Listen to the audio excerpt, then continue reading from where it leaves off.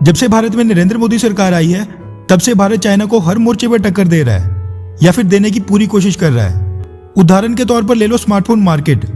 2014 में जब नरेंद्र मोदी सरकार आई थी तब सैमसंग, एप्पल के साथ साथ भारत की स्वदेशी कंपनियां भी चाइना से स्मार्टफोन मंगवाती थी।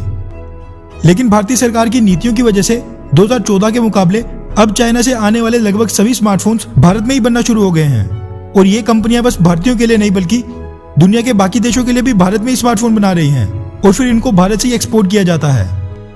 व्यापार हो या फिर अंतर्राष्ट्रीय कूटनीति, नरेंद्र मोदी सरकार आने के बाद भारतीय विदेश कूटनीति की दिशा और दशा दोनों ही बदल गई हैं।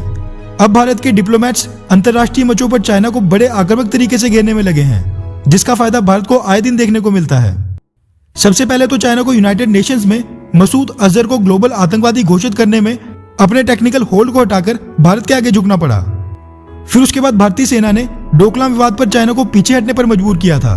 तब भी चाइना की इंटरनेशनल बेइज्जती हुई थी, लेकिन फिर भी चाइना ने इन सभी घटनाओं से सीख नहीं ली और अब की बार उसने लद्दाख में भारतीय सेना से पंगा ले लिया है। वैसे यहाँ भी देर सवेर चाइना को भारतीय सेना के आगे झुकना ही पड़ेगा, क्योंकि लद्दाख LAC पर -30 डिग्री के टेम्परेचर को सहन करना चाइनीज सेना के बस की बात नहीं है।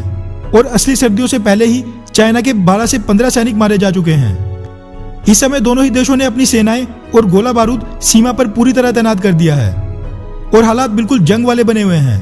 भारत और चाइना दोनों ही देश न्यूक्लियर हथियारों से लैस हैं, इसीलिए पूरी दुनिया की नजर 24 घंटे भारत और चाइना LAC पर टिकी है।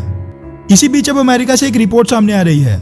दरअसल अमेरिका के एक बड़े थिंक टैंक ने अपनी रिपोर्ट में दावा किया है कि भारतीय सरकार कई मायनों में चाइना की बराबरी करने लगी थी और दुनिया भी भारत को चाइना के विकल्प के रूप में देख रही थी, क्योंकि चाइना बड़ी अर्थव्यवस्था और सैन्य शक्ति के कारण अब अपने आप को अमेरिका की टक्कर का मानने लगा है। ऐसे में भारत के साथ उसको अपनी तुलना बिल्कुल भी गवारा नहीं था। इसीलिए उसने सीमा पर भारत को डोमिनेट करने के लिए कोरोना वायरस महामारी जैसे नाजुक समय में भारत पर हमला किया, जब वो खुद अपने देश में कोरोना वायरस को कंट्रोल कर चुका था। इस रिपोर्ट में कहा गया कि चाइनीज आर्मी अब भारत के खिलाफ पूरी तरह युद्ध के लिए तैयार हो चुकी है और दुनिया के सबसे बड़े लोकतांत्रिक देश की जीत सुनिश्चित करने के लिए अमेरिका और जापान को भारत के समर्थन में आगे आना ही होगा।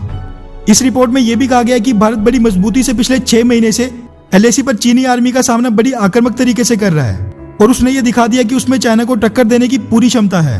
ऐसे में ये समय भारत को चाइना के खिलाफ सैन्य रूप से और भी मजबूत करने का है। वैसे अमेरिका और जापान मदद करें या ना करें, लेकिन मेरा मानना है कि चीनी सेना को भारतीय सेना के जवान अकेले ही संभाल लेंगे, क्योंकि किसी भी जंग को जीतने के लिए बस हाईटेक हथियारों की जरूरत नहीं होती। आपकी इस बारे में क्या राय है? नीचे कमेंट करके जरूर बताएं। मैं देश को भरोसा दिलाना चाहता हूं, हमारे जवानों का बलिदान व्यर्थ नहीं जाएगा। अच्छा सुनो, चैनल को सब्सक्राइब करो, उसके बाद घंटी बजा देना ताकि अगली वीडियो आपसे मिस ना हो पाए। Thank you.